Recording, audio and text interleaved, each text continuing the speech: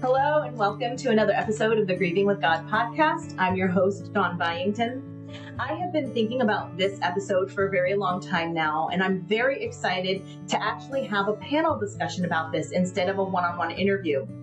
And so we will be discussing pet loss. And some people might look at pet loss and say, well, that's not such a big deal. It's just a pet. For those of us like me who connect deeply to God's little creatures, we might feel like our grief isn't valid or validated, or we feel wrong somehow for being sad over our loss. Today, we are going to discuss what does pet loss look like and what does it look like to grieve these pets that have been our companions, pets that hold deep emotional places in our hearts. And is God with us even in these losses? I wanted to start with Genesis 1:31, where God has been creating all of the animals, where he says, let the waters teem with living creatures and let birds fly above the earth. Let the land produce living creatures according to their kinds, livestock and creatures that move along the ground. And then at the end of that chapter, it says, and God saw all that he had made, and it was very good. We're going to kind of dive in to what it is when we attach ourselves to these creatures that God created, and what does God think and feel about that. Today, I have three guests with me. I have Sue Brown, who has just said goodbye to a 12-year companion, to Calla Byington, who just said goodbye to a 15-year companion. And we will also be able to get the teen perspective on this. And we have Heather Kennedy, who also has said goodbye to longtime companions, but also she has a heart for the neglected and the unwanted animals. And we're going to talk about what that looks like. And then myself, who said goodbye to a companion that was very comforting and healing to me in the years after we lost Ezekiel. So welcome, everybody. Hi. Hi. Thank you. Hi. All right. So as we open up this discussion, I just kind of wanted to open up the floor to anybody who would like to share first, or would like to talk about the role your pet played in your world and the emotional attachment that you had, and maybe what that looked like when they were your companion. So I have a cat who I've had for 18 years, since he was a kitten. His government name is Polly, but we call him Kitty. Okay, yes. So he, of course, is near and dear to me since I've had him since he was just a little tiny thing from the animal shelter. I've had who, I don't know if you've heard the term soul animal to describe a pet who you have like a very close bond with.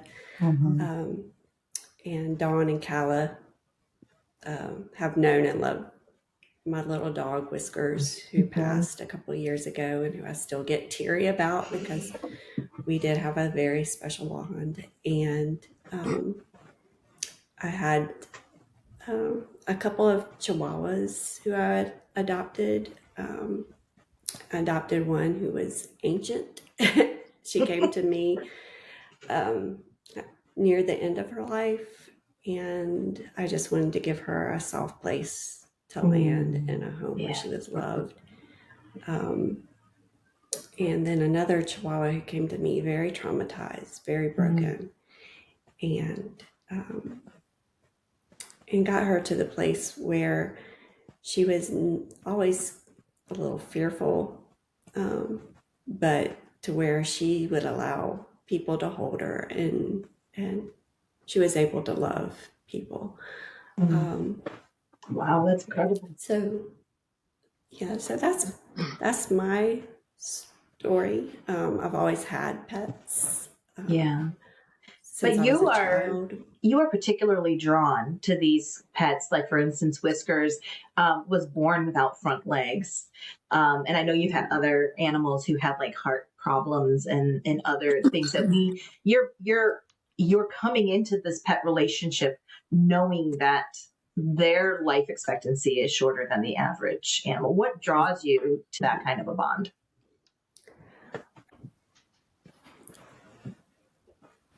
This is getting deep and psychological. I think it's just loving the unloved, which I think as Christians we're called to do. Loving those who are overlooked, who are on the margins. Who the little dog Tika, who was probably about 18 when I adopted her, just being able to provide a safe space for the animal to have a home and and be loved and know that they're cared for in their final days. And a lot of times part of what we don't think about when we adopt a pet or purchase a cute little puppy or a cute little kitten is that at some point these precious little beings are going to get sick. We're going to outlast them, unfortunately. And right. Like my cat, I've had him for 18 years. About 5 years ago, we noticed he was getting thinner. His coat wasn't looking that well. So we took him in, had some tests run, and he developed thyroid disease. So the past 5 years, we've been treating him for that condition. So that's not something, I thought about when he was a cute little kitten curled up in my lap. That's right. Much like Heather, my son had just gotten out of rehab. He was starting life over again. Happened to be watching the news one morning, and they had this like amazing dog that I noticed he was in the broadcasting room. He wasn't pulling on his lead. I had always been raised with dogs, hadn't had one for a couple of years. And I inquired about him. He was a rescue. He was about 2.5 years old. They named him Brad Pitt at the rescue shelter because he was so handsome and he was a pit bull. I didn't realize that you found him on I didn't realize that's how you found him. Yeah, I was watching Scott Haney one morning, the weather forecast here, and they had connected with the shelter in Canton, and there sat Samson, and he was beautiful, and he was just so well-mannered, and he looked so gentle, and it was a totally different story. Our first meeting did not go well. He was very, very intimidating. Don Calla, as you both know, he is a big boy. But much like Heather, there was just this draw to him. He had been emaciated. He had had ribs broken. He had not been fought, but the end of his tail somehow had been lopped off and everything was exposed. There was a lot of healing that needed to go on with him. And it just, I don't know, in the moment, I felt like it would be therapeutic, for my son and for him both. And so there was just this element of, having to get out of my own needs or my own desires, because quite honestly, I wasn't really looking to get a 80-pound dog, but, but there was just this immediate bond that was created when Jake and I went up to see him, and we worked with the trainer for about a month to learn his body language and to learn different things and about him. And we had him for 12.5 years, and he just was an amazing animal.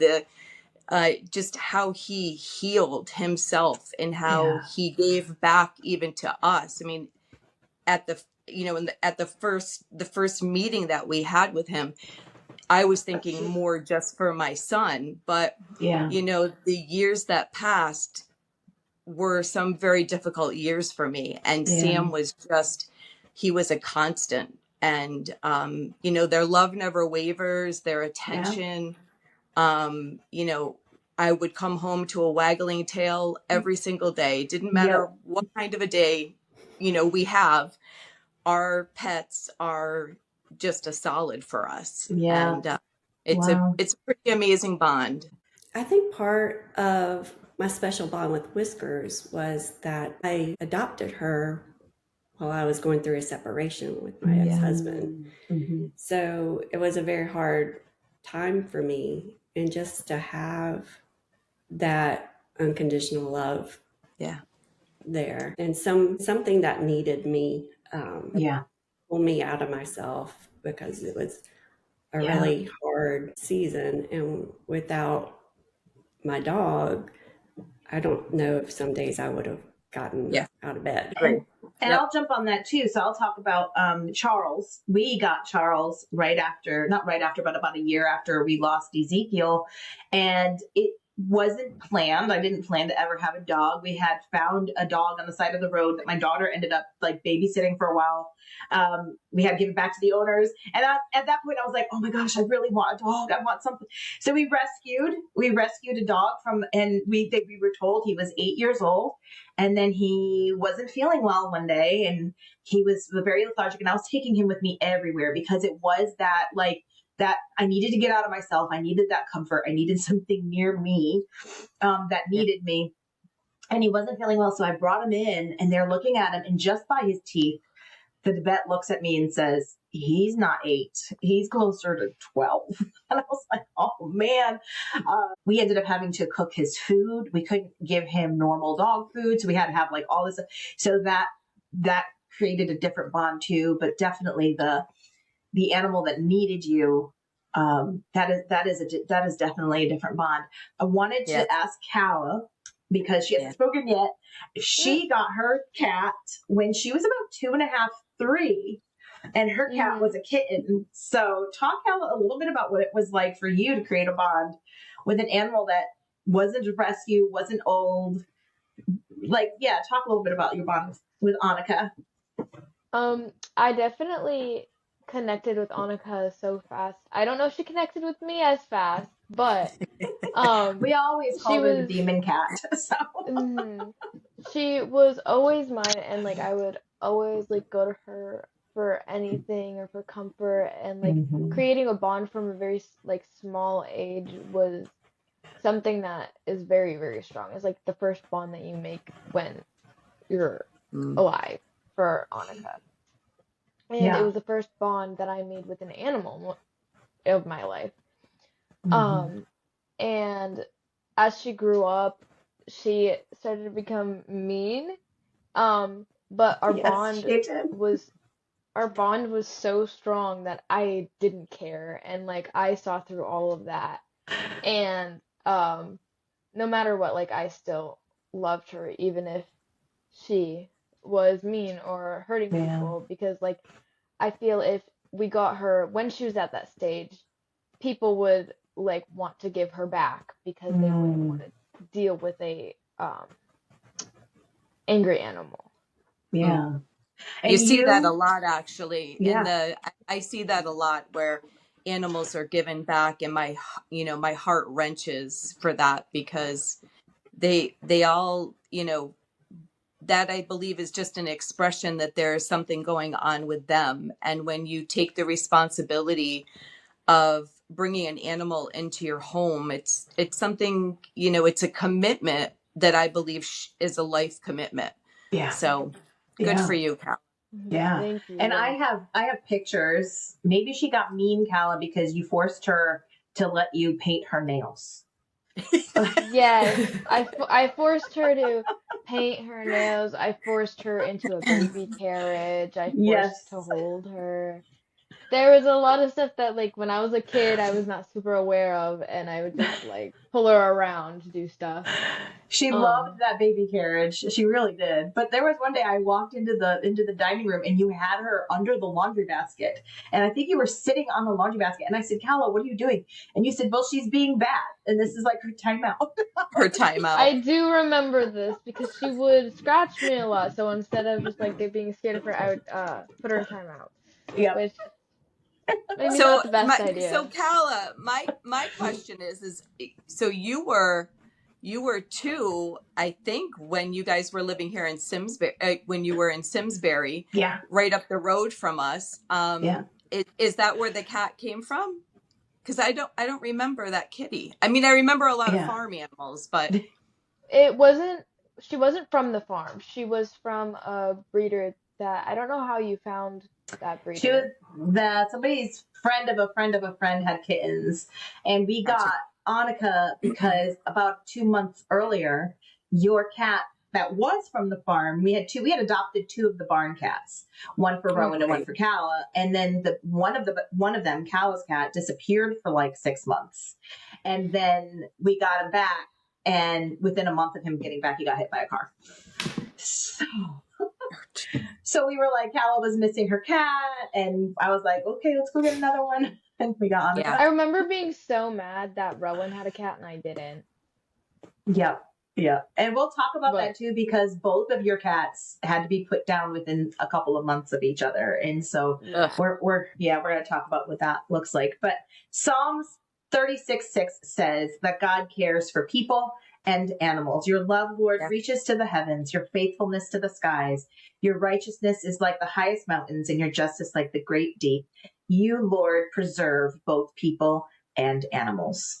And I just kind of wanted to sit on that there is something profound about us being able to open our hearts and our homes to an animal that we know we're going to have to say goodbye to, and preserve these animals, especially the ones that are coming to us broken and needing us and needing our help. And we in turn also are needing them as well. I love that. That actually, when I finally decided to post about Sam's passing, I have a lot of family in upstate New York. We're in Connecticut, and a lot of people over 12 and a half years have come to know and really love Samson. Yeah. So I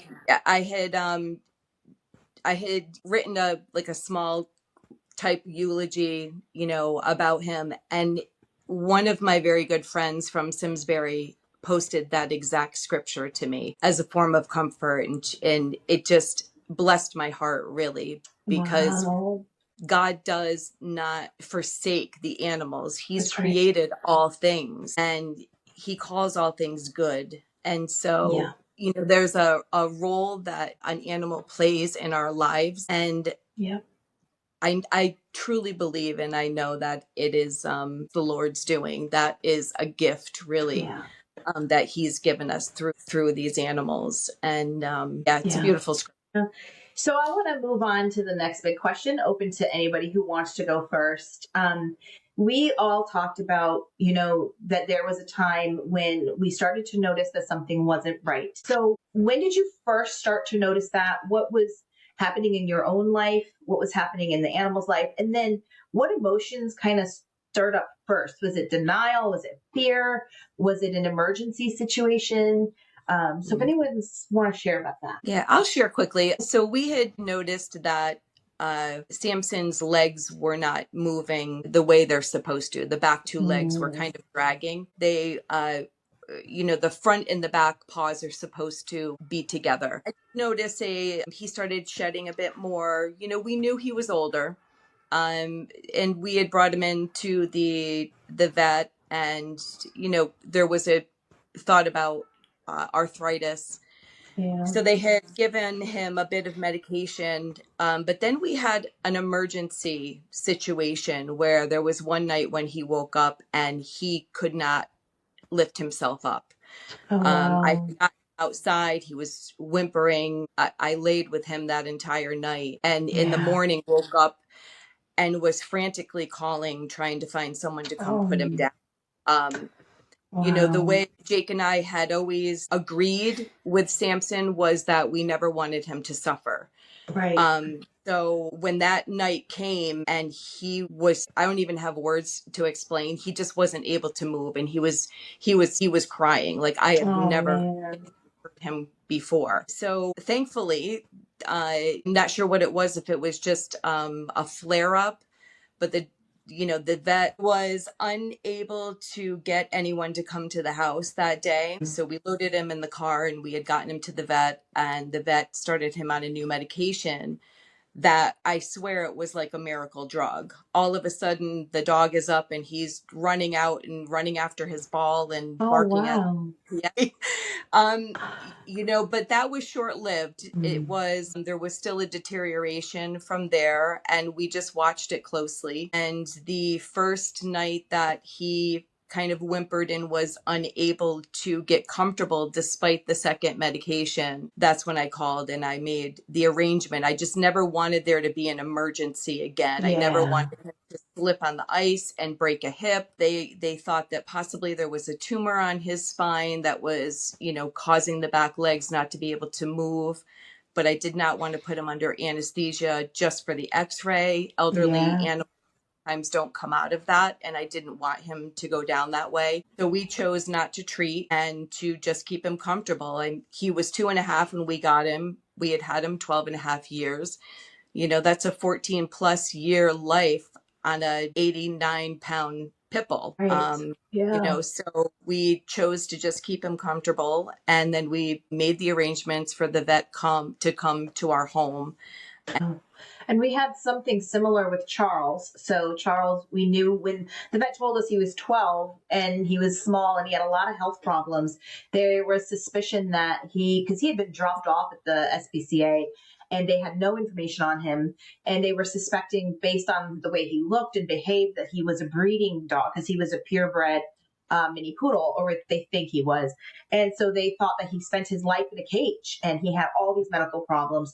And so I was very hesitant. So when it came to my son having to put his cat down, he said, "Mom, I don't want my cat to suffer like you let Charles suffer." And I was like, oh, I didn't think that. Like when Charles was we saw him slipping away and he was having seizures. He would stop mid-walk and just shake and then come to and continue walking, or he'd walk in circles. He had to wear a diaper the majority of the time we had him because he was incontinent and he didn't know where he was half the time. And so to my kid, he's like, that animal suffered and we waited too long. We did wait until he stopped moving, but like in my heart, I was like, yeah, but we have to wait till he stops eating. But he couldn't move. And so that for me with Charles, it felt, oh, am I going to cry? It felt like hearing from the midwives, "I'm sorry, he's gone." When we heard about Ezekiel being gone, like that stirred up that emotion. When I came downstairs and fed him and he couldn't get up to eat and he's soiling himself and I'm holding him outside because it was springtime and he loved my phlox flowers, and we're just kind of sitting next to the phlox and I'm just crying because I'm like, this just feels like that, having to say goodbye. And how do you make that decision that now is the time, that you are in charge of saying it's time to say goodbye. Like that's. Yeah. And for me that, that I know for some that's a really tough decision because, like with you, Dawn, there was that connection that was made and you're also revisiting a similar emotion. Thankfully for me, I think I was able to separate. I had a very deep bond with with Sam, but it was not as deep as yours, and your connection to Ezekiel. But I just remember Googling and just trying to educate myself and like, when is the time? I could see it in his eyes. I watched his deterioration, and there was just an amazing article from a vet that talked about quality of life, and that, animals won't cry out. They won't say, I'm hurting, although Sam was doing that. But he was eating fine. He was drinking fine. He was outside all the time. He had his really great days, but they talked about quality of life. And, when I looked at 5 years prior and where we were, at the end of December, there was a humongous difference in the quality of his life. And thankfully, I was able to just move forward easier than some other people who have connections like yours, Heather, you have had to say goodbye to several animals. So what was it like for you when you noticed that something wasn't right or something was wrong? Well, Tika, which is the little toy chihuahua who I adopted when she was elderly, like she was half blind, half deaf, but a sassy little chihuahua. They are sassy. Yes. But she started having seizures. One day, I'd actually been having talks with my vet about end of life decisions and when was the right time. Just had that talk with the vet the day before, and I was planning on taking a day off just to spend with her before making that decision. And she just had a massive seizure where, her tongue was out of her mouth. She was turning blue. It was an emergency situation. Thankfully, it was during the week, so I could rush her to the vet. And so sometimes, and it's hard to say this, but sometimes situations like that, it's like, okay, it's a no-brainer. The dog is obviously at the end of life. I think where it's harder is when, like with Whiskers, I could tell her, because she did not have her front legs, she had to rely on her back 2 legs a lot for support. So she started having trouble going to the bathroom on her own, and I was having to hold her in order to go to the bathroom. Started having stomach issues, urtitis type issues, which are very painful for dogs. Like you said, dogs are going to hide their pain as long as possible. It's just their instinct, because only the strong survive the pack. Right. So they hide it, and so a lot of times it is hard to determine just how much pain they're in, or how much suffering they're in. I agree. But when it came to a time where medications she was on for her pain didn't seem to be helping, her back legs were trembling, which is a sign of pain. We just decided that we didn't want her to suffer. It's the whole quality of life issue. I could have held on a little longer, but I just didn't want her to live in pain any longer than she needed to. So it was really hard, and I wish I had known. There is a group here, and I'm sure there, in every community, hopefully there is an organization that you can call that will come to your house, that they'll come to you to perform those services. I wish I had known about that, because Whiskers was very fearful in the vet's office. Like the vet had become a place of fear for her. Yeah. And I just wish that, my only regret is that I didn't know about that service for her sooner. Yeah. Because I would have liked her. Yeah. Sometimes we did that with Sam. We prepared the spot. We brought his bed out, moved furniture back, and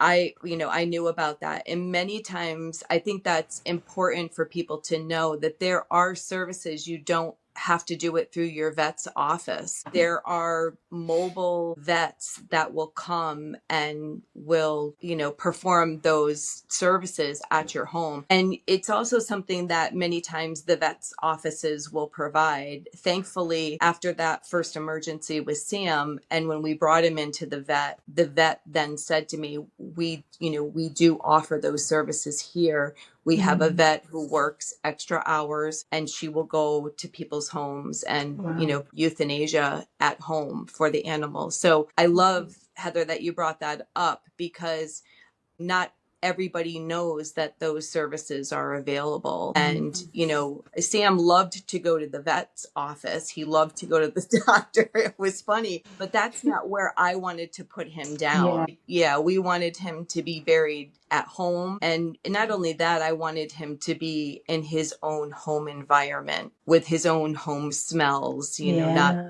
smells of, what chemicals and cleaning agents and other animals. So I'm glad you brought that up, because that is something that the listeners should know is an option. And if I can find the information, I might put some links in the show notes if I can find some information about those kinds of services. Yeah. That would be good. Yeah. I was just going to throw out the name in case they are national, Laps of Love. Yes. Okay. Oh, okay. And they like also have a questionnaire so that if your animal is sick and your questioning is now the right time, they have a survey you can take, a questionnaire on the quality of life and how not only how the animal is feeling, but also how you are feeling. Oh, wow. And it's just a good tool to kind of evaluate your situation. So I wanted to throw that out there. So that's awesome. I'll look that up. So this is the end of our first segment of our episode about pet loss. I hope you return next week for another 30 minutes of talking about what it is like to lose your pet.